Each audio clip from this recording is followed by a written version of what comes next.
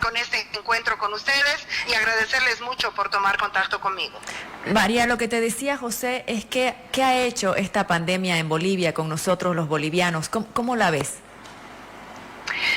Mira, es muy grave. Yo escribí hace poco un artículo que se publicó en la Argentina. Yo creo que está enfrentando 5 pandemias. La pandemia del COVID, la pandemia de la corrupción, la pandemia del fascismo, la pandemia de la violencia machista y la pandemia de la pobreza. Entonces, los bolivianos y las bolivianas estamos enfrentando 5 pandemias y no una. ¿Y cuál ves que es la peor, por favor, María? ¿Cómo? ¿Cuál para vos es la peor? Lo que pasa es que se complementan, se resitúan, se articulan como en una especie de pastel de 1000 hojas, donde una capa fortalece a la otra. Por ejemplo, el tema de la violencia machista, que es un tema que nosotras trabajamos con todo el alma hace más de 20 años. Siempre está, siempre estuvo y es una lucha muy dura. Pero con la cuarentena, con la pobreza, con la pandemia, esto se ha llevado al límite extremo, es decir, se ha agudizado muchísimo. Además, creo que estamos frente a un Estado y a un gobierno que ha levantado las manos. Es decir, yo creo que en este país ahorita prácticamente no hay gobierno, en el sentido de que no hay una respuesta de salud, no hay una respuesta de educación, no hay una respuesta de economía, y esto es muy, muy grave para los bolivianos y las bolivianas. Vamos a ver si ya logras escucharlo a José, por favor. Me gusta esta definición de María, 5 pandemias, porque es verdad, a veces una es tan fuerte que las tapa las otras. Ahorita todo el mundo hablamos de la pandemia del COVID, pero esta pandemia de la pobreza, ¿cómo se está manifestando, María? ¿Cómo ves que se manifiesta ahora? Lamentablemente escucho muy de lejos a Pepe y no puedo captar la pregunta. La pandemia de la pobreza, ¿cómo está afectando, por favor? No pude entender nuevamente la pregunta. Pásamelo aquí, por favor. Ya. La pandemia de la pobreza, María, por favor. La pandemia de la pobreza es muy grave. Nosotras también hemos sacado un documento planteando, primero, que las oligarquías bolivianas son las que mejor han sabido lavarse las manos. Ninguno de los sectores oligárquicos de la sociedad boliviana, que podríamos estar hablando, por un lado de la banca, por otro lado de todo el sistema, digamos, vinculado a las transnacionales farmacéuticas, sistema de salud privado, de todo el sistema de la educación privada, de los ingenios azucareros. Hay muchos sectores que están ganando a manos llenas en plena pandemia y ninguno de los sectores oligárquicos de este país está poniéndole el hombro al país. Mientras los sectores trabajadores y proletarizados están sacrificando porque están acatando cuarentenas, toques de queda, todo ese tipo, renunciando a buena parte de sus ingresos, en muchos casos al 50 o al 100%, ingresos, inclusive la clase media está renunciando a parte de sus ingresos. Las oligarquías, bien gracias, están ganando en algunos casos a manos llenas. Hablemos, por ejemplo, del sistema de los supermercados. Los precios de los supermercados son impresionantes, están vendiendo a manos llenas, están recibiendo todo tipo de ventajas. Y hay otros sectores también. Entonces a mí me parece que desde el punto de vista económico estamos viendo una pobreza extrema. En ese sentido yo creo que en Bolivia no han habido 100 puntos de bloqueo, sino muchos más, porque el gobierno genera bloqueos contra la gente. Hay mucha gente que no ha podido acceder a los bonos porque pagaba su cuotita a las AFPs y sin embargo no tiene un ingreso importante y debería ser beneficiario o beneficiaria del bono salud, del bono por las guaguas, ¿no? El bono familia que fue. Entonces, se está llevando todo esto muy mal y vamos a salir, se están generando rencores, se están generando odios, se están generando dolores sociales muy importantes porque no se ha tomado ninguna medida contra el sistema o para que el sistema privado de salud también facilite atención en salud a toda la gente. El tema de las importadoras farmacológicas se les ha dejado manga ancha para que especulen con los medicamentos. Entonces la persona que es pobre lo único que tiene es la medicina tradicional, que es muy efectiva, que merece respeto y que el ministro Murillo la ha calificado de estupideces, que es una calificación racista prácticamente, ¿no? Ahora, María, yéndonos al tema por el cual se te invitó al programa, hay en este momento una polémica en el país debido a una información que se ha dado, que me imagino que María Galindo la conoce, de una supuesta, y ponemos esto en claro, supuesta relación del expresidente Evo Morales con una jovencita que era menor de edad, pero que ya, como están hace muchos años, sigue con él y pasó ya la mayoría de edad. ¿Qué opina de esto, María Galindo? Mire, Jimena, le agradezco inmensamente que me hayan contactado para hablar sobre esto. A mí me parece de una gravedad extrema, pero en muchos sentidos. Vamos a empezar a desglosar. Lo primero, el periodista de Oki Diario es un periodista que trabaja para un periódico que en Bolivia sería equivalente al Extra, ¿ya? Un medio de comunicación sin prestigio, sin ética, sin ningún tipo de respeto a los derechos humanos. Yo estoy prácticamente convencida, aunque no tengo las pruebas, si yo quisiera acceder a información de la policía boliviana, no accedería a ningún tipo de información. Yo puedo presumir que la información al periodista de Oki Diario le ha llegado por la vía del Ministerio de Gobierno. Entonces el Ministerio de Gobierno está montando esta campaña. Y es tan grave lo que está pasando porque se está exhibiendo de manera grotesca y de manera muy peligrosa la identidad y el rostro de la menor. Esto el periodista de Oki Diario, si la menor fuera española, no podría hacerlo y ya estaría con amonestación, sanción, multa o lo que sea, porque se está violando el código niño, niña, adolescente. No se puede exhibir la cara de un menor de edad víctima de un hecho de violencia. Entonces, aquí se están vulnerando los derechos de esa menor. En cuanto a la, que yo no llamaría pedofilia, sino yo llamaría violencia machista extrema y depredación, es casi un extremo incluso de violación de Evo Morales en relación a las mujeres bolivianas y por supuesto a menores, no tengo la menor duda. El caso de Gabriela Zapata, nosotras ya lo planteamos, fue un caso de estupro, porque cuando Gabriela Zapata ingresó al MAS, tuvo las relaciones sexuales con Evo Morales, ella era menor de edad. Nosotras hemos recibido otras informaciones de otros casos que no puedo ventilar porque nosotras atendemos los casos donde la víctima quiere actuar.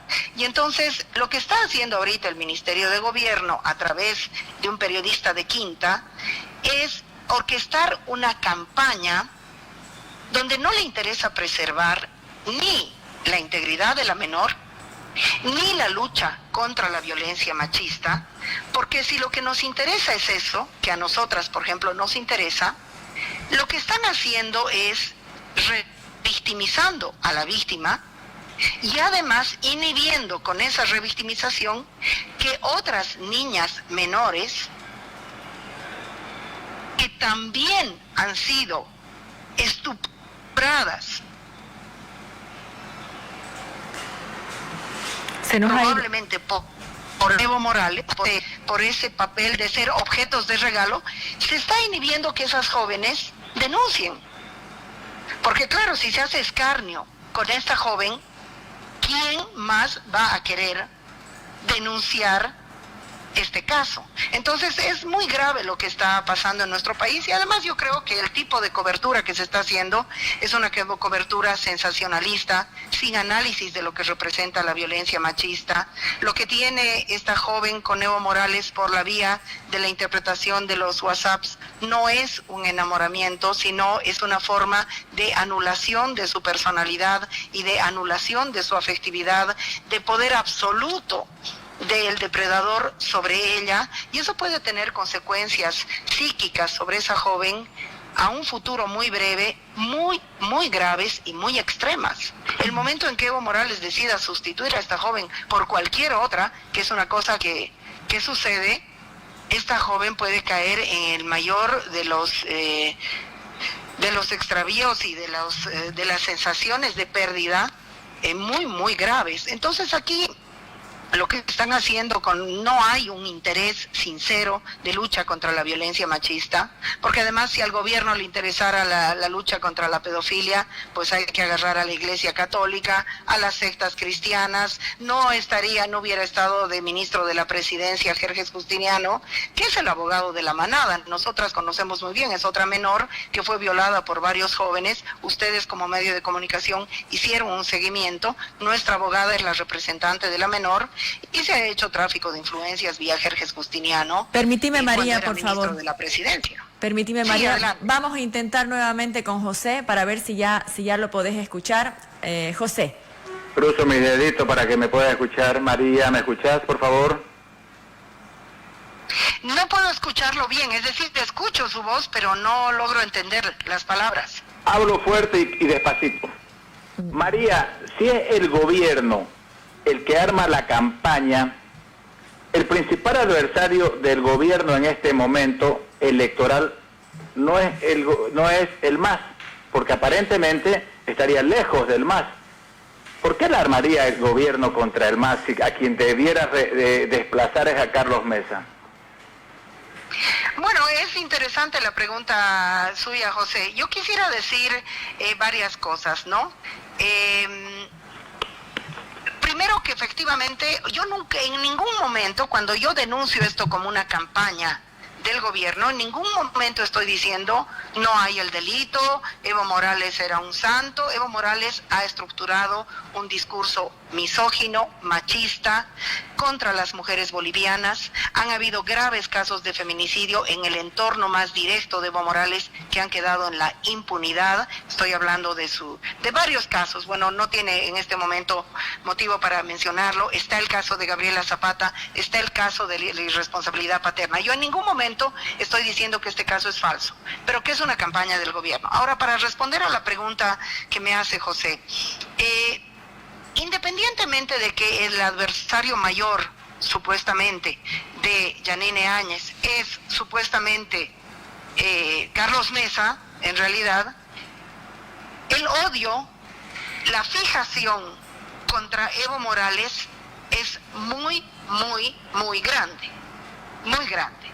Y por supuesto el ataque al movimiento al socialismo es uno de sus objetivos. Pero por otro lado, tenemos el caso de los respiradores que ahora resulta que no sabe el gobierno dónde están entregados.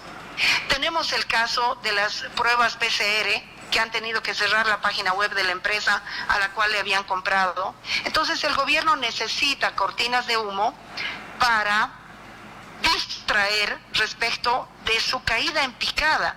En este momento Yanine Áñez no se ha caído porque no hay nadie, ni el heladero de la Plaza Murillo, que quiere tomar las llaves del Palacio de Gobierno. Entonces les funciona para el odio y les funciona también para el distraccionismo.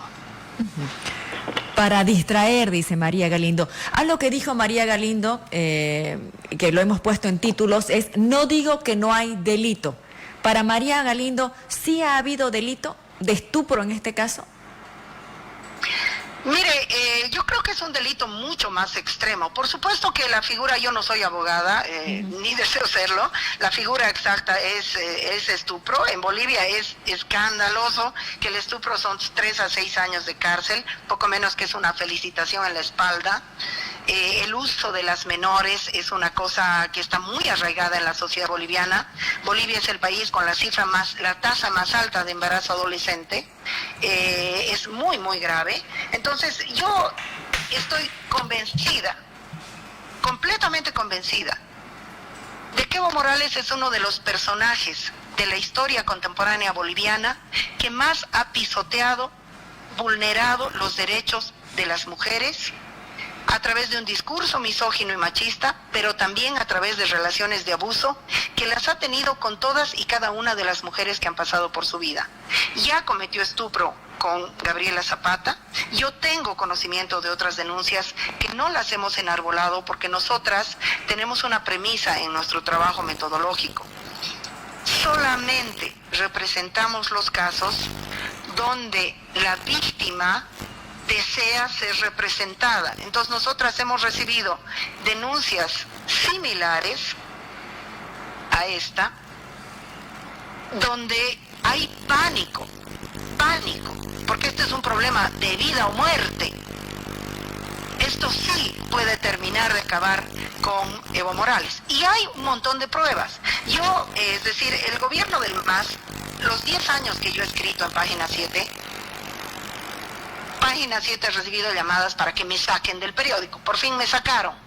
Pero el gobierno del MAS me quería sacar del periódico porque todos y cada uno de los casos de violencia machista cometidos contra las mujeres por parte de Evo Morales, yo los he mencionado en mis columnas de opinión. Y hay una particularmente del 2010, donde yo me refiero a un discurso en primera persona de Evo Morales sobre su relación con las menores. Hay un montón de elementos que nos pueden, nos pueden dar indicios de que esto es más que cierto y que es muy grave.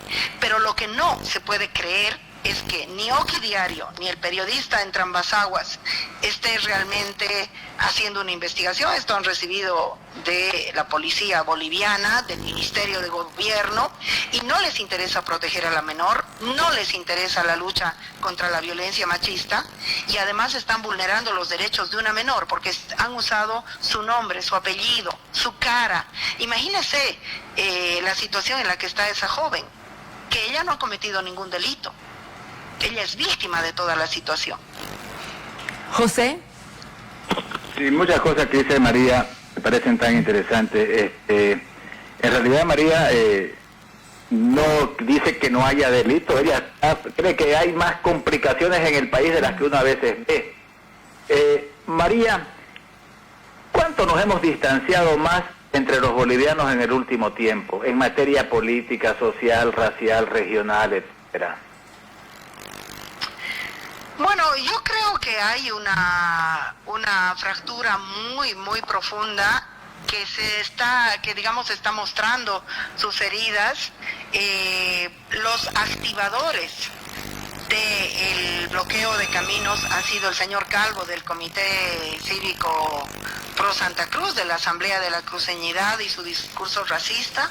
Los articuladores del bloqueo de caminos han sido los de la Juventud Cochala, que es un grupo paramilitar fascista. Los articuladores del bloqueo de caminos han sido el discurso racista de Yanine Áñez y el discurso racista del ministro Fernando López y el ministro Murillo. Hay un discurso racista constante contra el mundo mal llamado o colonialmente llamado indígena. Hay un discurso de agresión, hay un abuso de poder permanente. Yo he sacado algunas denuncias, por ejemplo, en la ciudad del Alto van a incautar bebidas alcohólicas, ejército, policía, con motos, con carros, 27, 30 oficiales, pero cuando una mujer va a denunciar violencia machista le dicen vuelva después de la pandemia. Las defensorías de la niñez y la adolescencia no están funcionando. Entonces, todo eso está generando un contraste muy grande y un distanciamiento muy, muy grande, regional, de clase, etcétera, etcétera, etcétera, ¿no? Es decir, este gobierno está resultando ser, yo creo, junto al de Melgarejo, uno de los peores gobiernos de la historia de Bolivia. María, me llama la atención a lo que dijo. ¿Sí, José? Permíteme algo que le quiero preguntar a María. ¿Tenemos racismo ahorita impulsado desde el poder en Bolivia y además de todos los lados? No solo racismo de un lado, sino racismo de todos. Bueno, mire, José, yo personalmente tengo una visión diferente del racismo. Yo creo que el racismo es siempre un acto de supremacía blanca, de supremacía del poderoso sobre el otro, sobre la otra. ¿no? Esto no significa que no haya un racismo introyectado en los sectores populares que digan que lo blanco es lo bello, que el patrón tiene la razón y que también reaccionen de forma racista, pero introyectando los valores racistas de la supremacía blanca. Entonces, cuando queremos, por ejemplo, yo ayer en mi programa, y nosotros tenemos una audiencia muy grande, hemos hecho un análisis del discurso, por ejemplo, de Felipe Quispe, ¿no? Entonces, el discurso de Felipe Quispe primero se presenta como un discurso de reacción. Lo que hizo Calvo fue un discurso racista, orgánico, de muerden la mano que les da de comer, de son bestias, no son seres humanos, y tenía que haber una reacción de defensa y de dignidad. Ahora, lo que pasa es que justamente Felipe Quispe reacciona diciendo tú eres extranjero, tú no eres extranjero, tú eres cara, tú no eres cara, tú eres indígena, tratando de establecer una especie de jerarquías en respuesta a ese racismo institucional. Además es un racismo institucional. Pensemos, por ejemplo, ahorita, en Bolivia, toda la educación pública, que es la educación de los sectores populares, que es la educación rural, que es la educación de la gente que no tiene dinero, está suspendida y en la nada.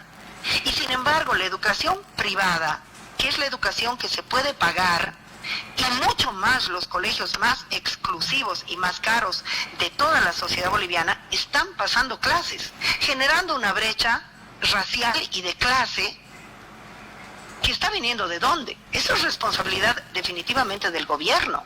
Definitivamente del gobierno. Entonces, creo que hay que hablar del racismo institucional en la sociedad boliviana. El racismo es una estructura institucional en la sociedad boliviana que afecta la educación, que afecta la división del trabajo, quiénes hacen qué trabajo, que afecta el valor que se le da a cada trabajo y el valor que se le da al pensamiento. La medicina tradicional autóctona en la zona andina está salvando vidas.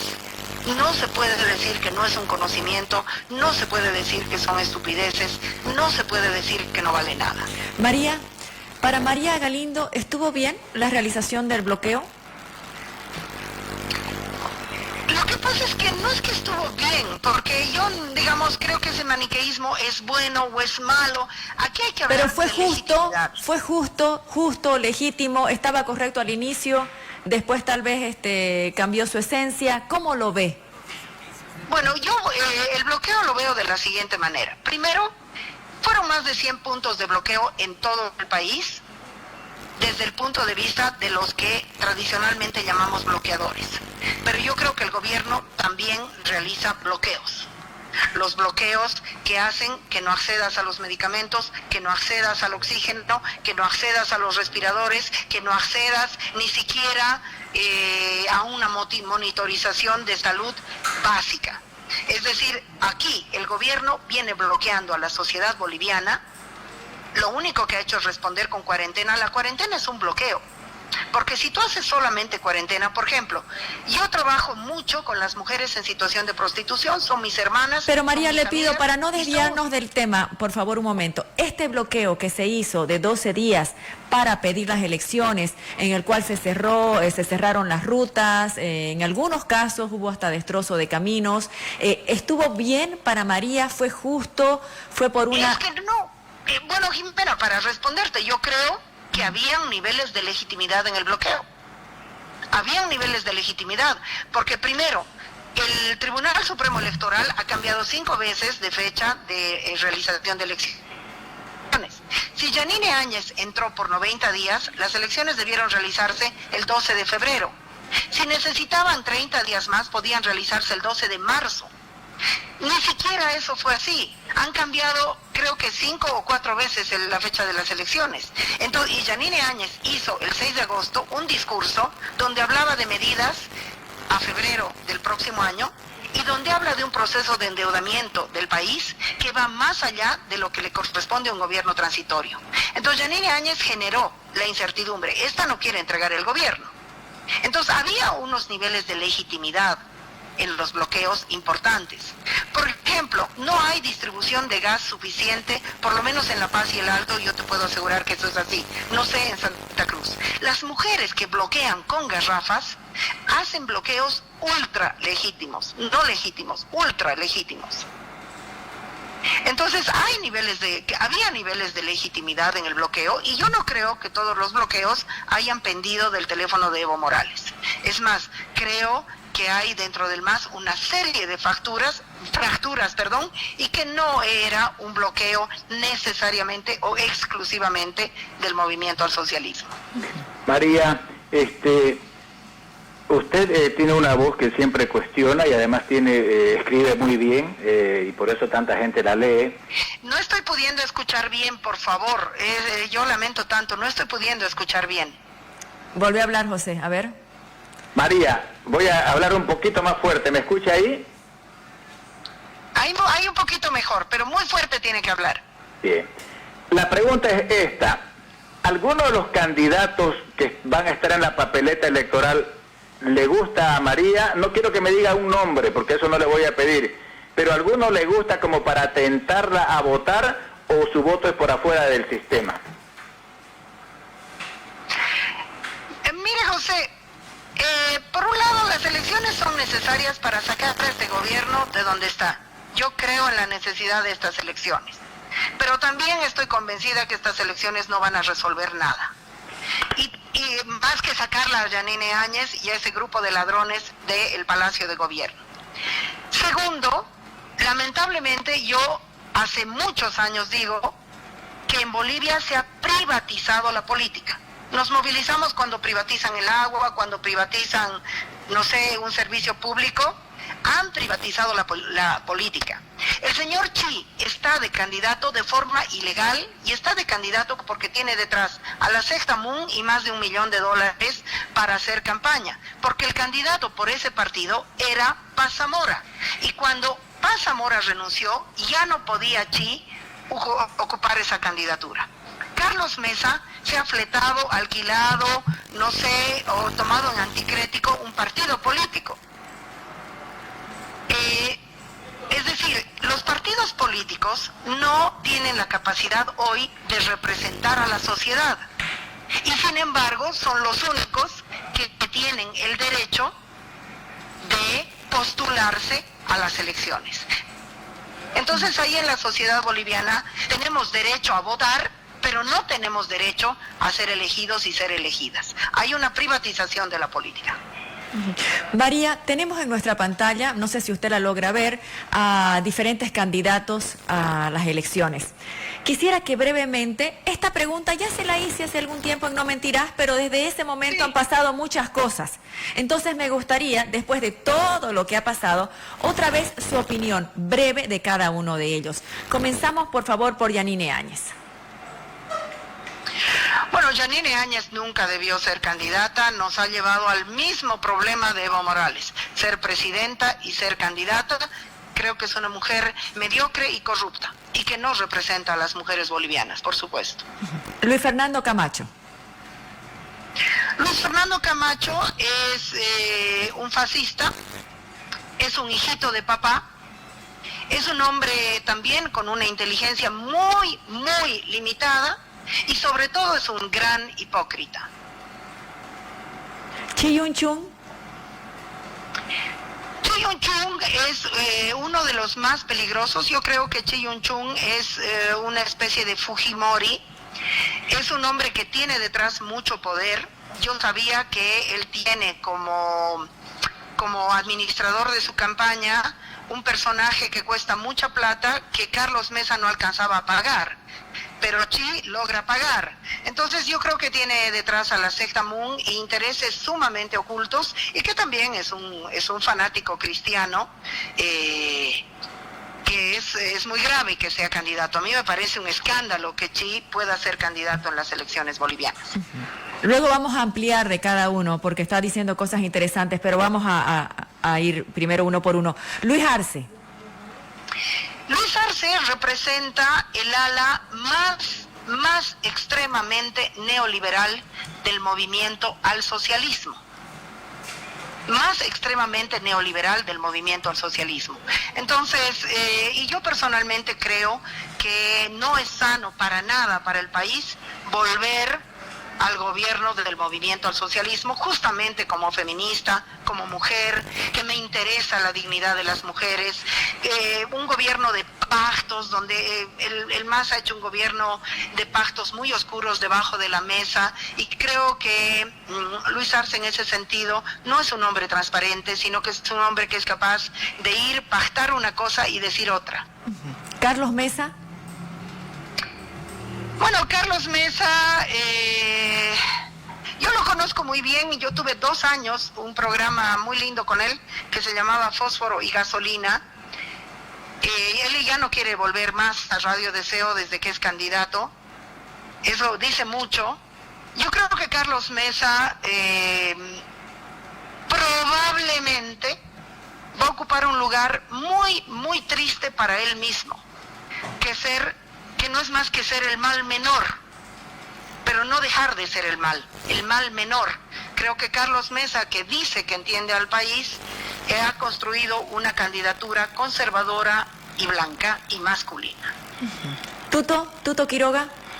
Bueno, Tuto Quiroga, yo siempre he pensado, siempre he tenido alguna sensación de que Tuto Quiroga es el que está más ligado a la CIA, más ligado al gobierno norteamericano.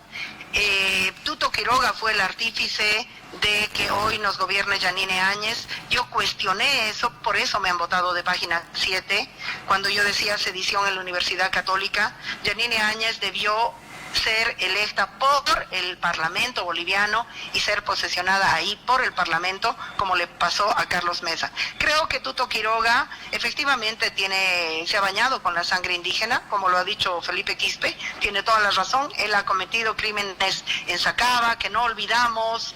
Es un hombre de la escuela del bancerismo, además, que fue una de las dictaduras más duras que vivió el país. José. María, entre las personas con las que he escuchado que sus conceptos son más duros, es Yanine, que es mujer y es del Oriente. ¿Tiene algo que ver que sea mujer y del Oriente para esos comentarios tan duros o no pasa por ahí? No, para nada. Mire José, primero que yo soy una mujer que estoy completamente convencida que sin Santa Cruz y sin el Oriente no se puede entender Bolivia. Yo estoy bastante cansada del andinocentrismo en el que nos asfixió el gobierno de Evo Morales. Yo creo que se ha hecho un gran daño a la Central de Pueblos Indígenas del Oriente y con la 8ª y la 9ª marcha, y que además también Percy Fernández es un gerontócrata que no ha permitido que en Santa Cruz florezcan nuevas visiones, nuevos pensamientos y nuevas figuras. De ninguna manera es más, nosotras tenemos el feminismo Kunumi, Mujeres Creando tiene solamente 2 sedes, una sede en La Paz y una sede en Santa Cruz, y la sede en Santa Cruz de Mujeres Creando se dedica a cultivar lo que hablamos que es feminismo Kunumi. Yo creo que hay una Santa Cruz de chinelas, yo creo que hay una Santa Cruz antipatronal, yo creo que hay una Santa Cruz de gremialistas, que hay una Santa Cruz Kunumi, que hay una Santa Cruz popular que no tiene voz ni en los medios, ni en la sociedad, ni en los espacios de arte y cultura, y que está totalmente asfixiada por una visión muy blancocentrista y muy oligárquica que todavía está muy fuerte en Santa Cruz. Ahora, permítame, por favor, usted me dice que no es ni por mujer ni es por oriental. ¿Pueden ponerlo el collage, por favor, de todos los candidatos? Quiero preguntarle, de los 6 que hay ahí... No estoy pudiendo escuchar, estoy pudiendo entender. Yo la escucho, pero no la entiendo nuevamente. Yo se la voy a repetir la pregunta. José, hacela, por favor. Oh, yo le voy a gritar para que me escuche. De los 6 candidatos, Yanine, Camacho, Chi, Arce, Mesa y Tuto, ¿con cuáles conversó alguna vez? ¿Escuchó, María? ¿Con cuáles conversó alguna vez? Yo intenté entregarle la famosa carta a Fernando Camacho y hice una vigilia en la puerta del hotel ese donde estaba alojado en la zona sur cuando vino a entregar la carta a Evo Morales. Hablé con Jerjes, pero Camacho nunca me recibió, es más, salió escapando por la puerta de atrás. He conversado con Carlos Mesa mucho y muy largamente, y muy brevemente una vez con Tuto Quiroga, porque también me lo crucé en un aeropuerto, y lo primero que hice, yo voy con una grabadora profesional en mi cartera toda la vida, así que lo primero que hice es acercarme a Tuto a querer hacerle una entrevista, pero él no accedió. Entonces he conversado muy brevemente con Tuto. ¿Con los otros no? Con Carlos Mesa sí, dijo que ha tenido un programa de radio incluso, ¿no? Sí, de 2 años, de 2 años. Ya. ¿No conversó con Chi, no ha conversado con Yanine en persona? No, para nada. Eso sí, yo he invitado, ¿no? Y por supuesto que mantengo la invitación porque yo creo, ustedes saben mejor que yo, que hacer radio, que hacer comunicación es hablar con todo el mundo. Claro. Yo, por ejemplo, he hablado con Felipe Quispe, he hablado, los líderes cruceños son muy reacios a hablar conmigo. El único que habló conmigo en algún momento fue Carlos Valverde, pero que más bien es un comunicador. Nunca me quiso atender una entrevista a Rubén Costas, por ejemplo, ni el presidente. He pedido con varios presidentes del Comité Cívico Pro Santa Cruz, nunca quisieron atender una entrevista conmigo, pero yo tengo deseos de hablar absolutamente con todos y todas, porque creo que nosotras tenemos una perspectiva distinta y un público distinto también. ¿Y con Luis Arce en persona habló? No, también intenté muchas veces cuando él era gobierno. Nosotras sentimos una indignación muy dura cuando hubieron los robos en el Banco Unión. También nosotras cuando hubo el megadeslizamiento en la ciudad de La Paz, nosotras hicimos todo un estudio de qué se podía hacer a nivel bancario para respaldar a esas personas. Presentamos un decreto a Luis Arce, no nos quiso ni recibir. Luis Arce era un hombre también muy monárquico para su relación con la prensa. Es decir, el MAS nunca ha sido, digamos, un interlocutor abierto a los medios de comunicación. María, muchísimas gracias por haber estado con nosotros. Le mandamos un abrazo a la gente que nos está escuchando también a través de Radio Deseo. Cuando venga a Santa Cruz, háganos saber para que venga hasta cabina y podamos entrevistarla nuevamente. José quiere decirle algo. Y le quiero decir a María que mucha gente nos putea por entrevistarla. Ya, mucha gente. Sí. Pero, ¿en qué creo yo siempre?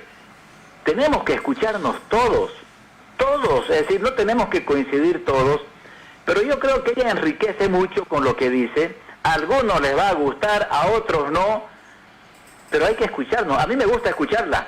No coincido con todo lo que dice, pero me enriquece escucharla, así que gracias, María. No, la agradecida soy yo, a mí también me encanta. Y por supuesto, estoy totalmente de acuerdo con ustedes. Hay que escuchar a todo el mundo, inclusive lo que pueda yo decir. Me despido de su audiencia con un graffiti que dice: mi nación es la imaginación. Muchísimas gracias. Chau, María. Un abrazo a la distancia. La esperamos Chau. por Santa Cruz cuando venga acá al estudio. Chau. Claro que sí. Yo quiero dedicarle a Jimena un graffiti. ¿Qué me vas a dedicar, José? Los cortes son nuestra vida. Exactamente. Vamos a la pausa.